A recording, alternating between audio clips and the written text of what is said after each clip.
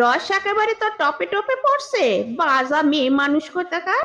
বাড়ির বেড়ার ধারে লাফিয়ে লাফিয়ে চিৎকার করে কমলিকে উদ্দেশ্য করে বলল লক্ষ্মী বামনি। হাড়ের উপরে শুধু চামড়া নিয়ে এইরকম লাফাতে দেখলে কমলির খুব হাসি পায়। মনে হয় সাদা থান পরে একটা কঙ্কাল নাচছে। খেপিয়ে দিয়ে আরো মজা পায় সে। কমলি আয়নাটা ভালো করে বাম হাতে ধরে ডান হাতে তর্জনী দিয়ে কপালে কালো একখান টিপ পড়ল, কোনো সাড়া না করে। তারপর ঠোঁটে হালকা করে লিপস্টিক দিল। লক্ষ্মী বামনি সেদিকে খরচকে তাকিয়ে বলল, স্বামী বেঁচে থাকতে সিঁদুর পরার বালাই নেই, ঠোঁটে রং লাগিয়ে বেবুসেপনা করতে যাও শহরে, বাজা মেয়ে মানুষ কোথাকার। কমলি অমনি চুপ করে আঁচল ঠিক করে প্লেট ফেলে। লক্ষ্মী বামনি থামবার নয়, তর্জনী দেখিয়ে বলল, সব খবর পাই আমি, তোর রসের নাগর, যার সঙ্গে তুই রোজ রাত্রিরে ফিরিস ট্রেন থেকে নেমে। বলে সে সবই খবর রাখে সেই অহংকারে আরো একবার লাফিয়ে উঠল। কমলি ভাতের হাঁড়ি উপর করে দিয়ে ফ্যান ঝাড়ল। লক্ষ্মী বামনি বলল, আমার ছেলেটার তোর আটকানোর ক্ষমতা নেই, অথচ অন্য মানুষের রসের ভার সাজিয়ে দিস। কোল খাকি তুই, রাক্ষসী সর্বনাশী কুলটা খাকি। কমলি এবারে কোমরে আঁচল গুজতে গুজতে আস্তে করে বলল, রস তো তোমারও কম নয় বুড়ি, রোজ ভোলা বামুনের বাড়ি যাও সন্ধ্যের সময়, কেন তা আমি বুঝি না। কমলি জানে এসে মিথ্যেই বলল, ভোলা দাদুর বাড়িতে হরিনাম শুনতে যায় বুড়ি, কিন্তু ইচ্ছে করেই বলল সে। রোজ সকালে এই বাক্যবাণ শুনতে শুনতে বিরক্ত হয় সে। বুড়িকে খেপাতে ইচ্ছা করে তার মাঝে মাঝে। তার কথা শুনে লক্ষ্মী বামনি আরো চেঁচিয়ে উঠল, আমি কি বেটি, তোর মুখে পোকা পড়বে। আমি তোর তো কথা শুনতে যাই, আর তুই বলিস কি না তোর মতো বাঁজা। কমলি পায়ে চটি গলিয়ে বলল, চললুম বুড়ি, দেখিস সারাদিন ফাঁকা বাড়ি পেয়ে আবার ভোলা নাগরের সাথে। এই শুনে রাগের চোটে ঘরের চালা থেকে তোলা হাতে ধরা পুরুল কটা ছুঁড়ে ফেলে বুড়ি তেড়ে এলো। মর মর ছেলে খাকি, অত রস তোর, ওই রসে ডুবে তুই মর। কমলি হাসতে হাসতে বেরিয়ে আসে কাঠের দরজার আগল টেনে। বিয়ের 3 বছর পরেও বাচ্চা হয়নি কমলি, তাই তাকে বাজা বলে লক্ষ্মী বামনি। তার ধারণা বাপ হতে না পেরে তার ছেলে মনের কষ্টে বিদেশে গিয়ে আর ফেরেনি। সব দোষ ওই মুখপুরি বাজা মেয়ে মানুষের। সেই জন্য কমলির দোষ দিয়ে তাকে দিন রাত নোংরা কথা বলে অদ্ভুত তৃপ্তি পায় বুড়ি। কমলি হাঁটতে হাঁটতে স্টেশনের দিকে যায়। কানে ভাসতে থাকে উচ্চ স্বরে গাল। কোনোদিন একটু সহানুভূতি পায়নি সে বুড়ির কাছ থেকে। মাঝে মাঝে মনে হয়, থাক বুড়ি একা এই পোড়া ভিটেতে, সে যেদিকে ইচ্ছে হয় চলে যায়। আজ রাতে মোহনকে নিয়ে সিনেমা যাবে কাজের পরে, কথা দিয়েছে। অনেক বছর ধরে ছোঁক ছোঁক করছিল মোহন, কমলি পাত্তা দেয়নি। আজ দিল, নইলে আর উপায় কি। মানুষটা খারাপ নয়, দেখে তো আসছে বছর 3 ধরে। বাবুর বাড়ির উল্টো পাশে রাস্তার ধারে দোকানে সেলাই মেশিনে ব্লাউজ কাটায়, দারুণ হাত। কমলি একটু বেশি প্রশংসা করেছিল কাজের, সেই সূত্রেই আলাপ। ব্যাস, তারপর থেকে লোকটা কেমন যেন এঁটুলির মতো কমলির সাথে লেগে গেল। কমলির এত লাত্তি ঝেঁটা খেয়েও হে হে করে হাসে, বলে, তোর গাল না খেলে আমার দিন ভালো যায় না। সিরিঙ্গে চেহারা, দেখলে মনে হয় হ্যাঙ্গারে পাঞ্জাবি পরিয়ে দিয়েছে, এতটাই রোগা, কিন্তু মানুষটার মনটা বড়। কমলি বাবুর বাড়ি কাজ করে ফেরার পথে রোজ দাঁড়িয়ে থাকে, একসাথে ট্রেনে করে ফেরে। তারপর ট্রেন থেকে নামার পর এগিয়ে দেয় তার দৌড় পর্যন্ত। ঘরে ওনার কেউ নাই, বউ মরে গেছে বছর 10 আগে, তাই বাড়ি ফেরার তাড়া নেই। রোজ কমলিকে এগিয়ে দেবে, পাড়ার লোকে ফিসফিস করে, শাশুড়ির গাল বেড়েই চলেছে। কমলি বারণ করলে শোনে না। মোহন বলে, কেউ কিছু বললে সেদিনই বিয়ে করে নেব। কমলি মাঝে মাঝে বলে, তুই অন্য রাস্তা দেখ কেষ্ট ঠাকুর, আমি তোকে মোটেও ভালোবাসি না। কিন্তু কে বলেছে তোকে ভালোবাসতে? আমি একাই বাসবো সারা জীবন, তুই শুধু এইরকম পাশে থাকতে দিস। বলতে বলতে তাকিয়েছিল তার দিকে মুগ্ধ দৃষ্টিতে। কমলি মুখ বেঁকিয়েছিল। আজকাল পাড়ার লোক এতে বেশ কানাঘুষো করে। কমলি পাত্তা দেয় না। লক্ষ্মী বামনি খবর পেয়ে নেচে নেচে গাল দেয়, যতই হোক বেটার বউ। যদিও বেটা ভিন রাজ্যে কাজ করতে গিয়ে আজ 7 বছর হলো কোনো যোগাযোগ রাখেনি। ওখানে বিয়ে করেছে শোনা যাচ্ছে, কিন্তু সে সঠিক নাকি দূর। যদিও ছেলে আর টাকাও পাঠায় না, তবুও নিজে মা হয়ে অপেক্ষা করবে। আর বউয়ের উচিত তো সারা জীবন স্বামীর জন্য অপেক্ষা করা, তবেই না ঘরের বউ। তা নয় রোজ এক বেটার সঙ্গে ঢলাঢলি করে ঘরে ফেরা। এ লক্ষ্মী বামনি বেঁচে থাকতে সহ্য করতে পারবে না কিছুতেই। কমলি বরের অপেক্ষা করতে করতে আর কাঁদতে কাঁদতে মন শক্ত করেছে।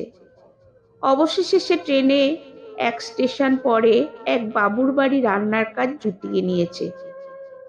তার বর মানুষটা খারাপ ছিল না, কেন যে এমন করলো বুঝতে পারে না সেও।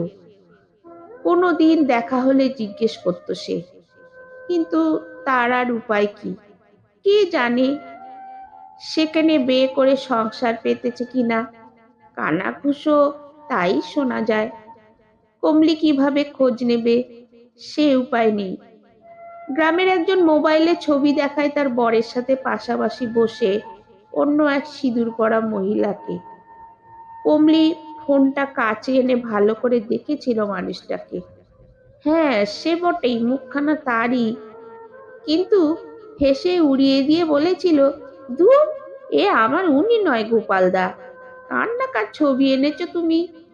গোপাল জিভ চকচক করে অনেক করে বলতে চেয়েছিল যে এই সেই, সে নিজে দেখে এসেছে, নতুন সংসার পেতেছে সে। কিন্তু কমলি মানতে চায়নি। বুকের ভিতরে উত্থাল পাথাল সামনে সরে এসেছিল সেদিন। কেমন যেন নিজের কাছে নিজেই ছোট হয়ে যাচ্ছিল সে। কিন্তু এই বিশ্বাসঘাতকতা তার মনকে ক্ষতবিক্ষত করেছিল প্রতিটা মুহূর্ত। আর এরপর থেকে সিঁদুর সে কোনোদিন পরেনি। সেই নিয়েও সারাদিন শাশুড়ির নোংরা নোংরা গাল আর রোজ রাতের বেলা বুড়ি শাশুড়ির নাক ডাক শুনতে শুনতে জীবনের প্রতি বিরক্ত ধরে গিয়েছিল কমলির। ইচ্ছে হয় যেদিকে যায় সে চলে যায়। কি দায় তার এই বুড়িকে দেখাশোনা করার, খাওয়ানোর? কিন্তু কোথাও যেতে পারে না। রোজ অকথা কুকথা বলে গান শুনে তার গা জ্বলল সে সহ্য করে। তাই মাঝে মাঝে এইরকম মশকরা করে রাগিয়ে দেয় বুড়িকে। লাফাক একটু জ্বালানে বুড়ি। নিজের ছেলে সেখানে সুখে শান্তিতে ঘর করছে, আর যত সতী সাবিত্রী হওয়া তার জন্য। প্রথম প্রথম বিয়ের খবরটা শোনার পরে কদিন খুব কান্নাকাটি করে একদিন রাতে শাশুড়ির নাক ডাকা আওয়াজের মধ্যে হঠাৎ শরীর কেমন অবশ হয়ে আসে বাবুর বাড়ির বাবুর ইশারার কথা মনে পড়তেই। মনে মনে স্থির করে সে, শরীর অস্থির করে তারও। ইদানিং বাবুর বাড়ির বাবুটা সেই অস্থিরতা কাটায়। এদিকে টাকা পয়সাও দেয় বেশ এক্সট্রা বউকে লুকিয়ে। আজকাল তার আর শরীর নিয়ে শুচিবাই নেই। যে মানুষটার জন্য সে নিজেকে গুছিয়ে সাজিয়ে রেখেছিল সে তো আর ফেরেনি। প্রথম প্রথম সংকোচ হতো, কিন্তু কত আর সহ্য করবে সে। তাই অবশেষে নিজের জ্বালা মেটাতে নিজেকে সঁপে দেয় বাবুর কাছে। তবে সেদিন ধরা পড়ে গিয়েছিল বৌদির চোখে। বাপের বাড়ি থেকে হঠাৎ ফিরে দুজনকে শঙ্খ লাগা অবস্থায় দেখে রসের কথা বলে গাল দিতে দিতে কমলির চুলির মুঠি ধরে মারতে মারতে বের করে দিয়েছে ঘর থেকে। জামা কাপড় ঠিক করারও সময় দেয়নি। কমলি কাঁদেনি, অভুক্ত সাপের মতো ফুঁসছিল সে। দোষ তো তার একার নয়। ঘরের দিকে তাকিয়ে দেখেছিল বাবু তার নামে দোষ দিচ্ছিল বউয়ের কাছে নিজেকে নির্দোষ প্রমাণ করতে। কমলি জানতো এটাই হবে, ফিরে আসতে গিয়েও বাবুর দেয়া সোনার কানের রিংটা বাবুর মুখের ওপর ছুঁড়ে দিয়ে মুখের ওপর বলে এসেছিল, তোর বউরে দি সেটা পরতে। তারপরে খুব ফোঁস করতে করতে বেরিয়ে এসেছিল। এসেই উল্টো দিকের রাস্তায় মোহনের একগাল হাসি দেখে গা জ্বলে গিয়েছিল কমলির। পুরুষ জাতটাই ঢ্যামনা মনে হয়েছিল তার। মোহনকে গাল দিয়ে সরে যেতে বললেও সে যায় না কিছুতেই। তার হাত দুটো ধরেছিল জোরসে, মুখে হাসি এনে বলেছিল, ওরা কেউ পুরুষ মানুষ নয় রে কমলি, ওরা শুধু ধোঁকা দিতে জানে, মনের খবর কজন রাখে। কমলির গলা ধরে এসেছিল। গনগনে মুখে চেঁচিয়ে নিজের হাত মোহনের হাত থেকে ছাড়িয়ে নেয়ার চেষ্টা করতে করতে বলেছিল, ও আর তুই বুঝি খুব পুরুষ মানুষ?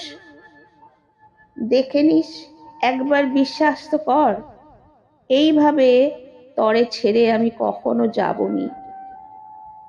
বিগত কয়েক বছর ধরে মোহন এই কথাই বলে আসছিল তাকে। গ্রামের অন্য লোকেদের মতো কোনো দিন কোনো সুবিধে নিতে চায়নি, বিনা বাক্যে পাশে থেকেছে সবসময়। কমলি তাকে পাত্তা দেয়নি কখনো। আজ কমলি বিক্ষুব্ধ মনে তার কেষ্ট ঠাকুরকে কাঁদতে কাঁদতে জড়িয়ে ধরেছিল। ইচ্ছে হয়েছিল তার উজাড় করে দিক সে নিজেকে এই মানুষটার জন্য। ওই দিন সে মোহনকে ঘরে এনেছিল। বুড়ি প্রথমে ভেবেছিল কমলি একা, তারপরে রান্নাঘর থেকে ওদের আওয়াজ শুনে বুড়ি রান্নাঘরের দরজায় কান রেখেছিল। সব শেষে দরজা খুলতে কমলি দেখে বুড়ির চোখ গোল গোল করে অবিশ্বাস ভঙ্গিতে তাকিয়ে আছে কমলির দিকে। মোহন সংকুচিত হয়েছিল লজ্জায়, কিন্তু কমলি বিন্দু মাত্র নয়। শাড়ি ঠিক করতে করতে বুড়ির দিকে ভুরু কুঁচকে তাকায়। মনের ভিতরের রাগ কষ্ট যেন চোখের জল আর সেই সঙ্গে মুখের তাচ্ছিল্যের হাসির সাথে মিলে গিয়েছিল। সরাসরি উঠোন থেকে ঘাটে গিয়ে স্নান করে এসে ঘরে গিয়ে সিঁদুর এনে মোহনের সামনে ধরে বলেছিল, নে কেষ্ট ঠাকুর। বুড়ি সেই যে বুক চেপে শুলো বিছানায়, আর কোনো দিন উঠে লাফাতে পারেনি।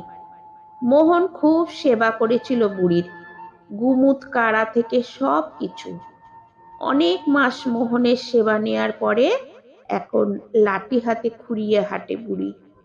মোহনের ব্যবহার আর আন্তরিকতায় বুড়ি মোহনকে সহ্য করলেও কমলিকে দেখলেই গাল দেয় এখনো। তবে আর বাজা বলে না কোনোদিন, কারণ ও লালো করে কমলির একটা ছেলে হয়েছে বছর খানেক হলো।